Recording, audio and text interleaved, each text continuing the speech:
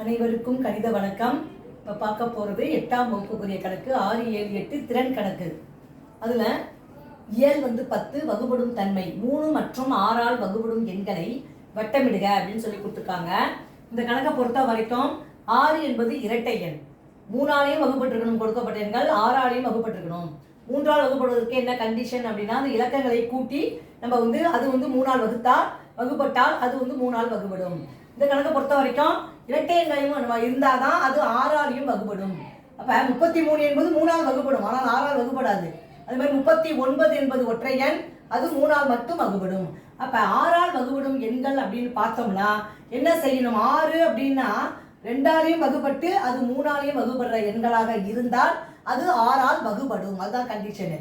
இந்த கணக்கை பொறுத்த வரைக்கும் 30 என்பது 2 ஆலையும் வகுப்படும், 3 ஆலையும் வகுப்படும். அப்போ 6 ஆலையும் அது வகுப்படும். கேட்கப்பட்ட கேள்வி 3 மற்றும் 6. 33 என்பது 2 ஆல் வகுப்படாது, ஆகவே இது பொருந்தாது இந்த கொஸ்டினுக்கு. அடுத்து 36 என்பது 2 ஆலும் வகுப்படும், 3 ஆலும் வகுப்படும். அப்போ 6 ஆலும் அது வகுப்படும், 3 ஆலும் வகுப்படும், 6 ஆலும் வகுப்படும். 39 என்பது ஒற்றை எண், அது 2 ஆல் வகுப்படாது, அதனால் இதுவும் இந்த கணக்குக்குரிய ஆன்சர் அல்ல.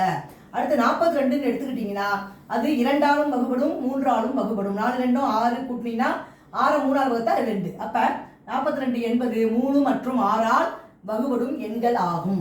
கொடுக்கப்பட்ட கொஸ்டினுக்குரிய ஆன்சரு 30, 36, 42. புரிஞ்சுங்களா?